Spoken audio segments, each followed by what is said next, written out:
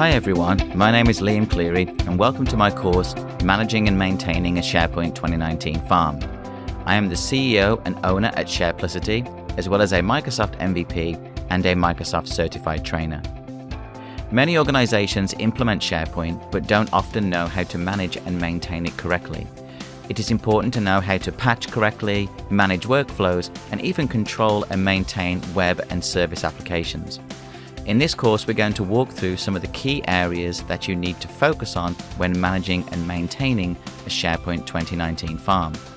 Some of the major topics that we will cover include how to patch and update a SharePoint farm, the benefits of using side-by-side patching, how to configure user profiles as well as set up Microsoft Identity Manager, how to utilize service and web applications as well as implementing workflows, how to manage storage within a SharePoint farm, and then lastly, some basic monitoring within a SharePoint farm. By the end of this course, you'll know how to manage and maintain your SharePoint farm. Before beginning the course, you should be familiar with SharePoint 2016 and 2019, SQL Server, and also PowerShell.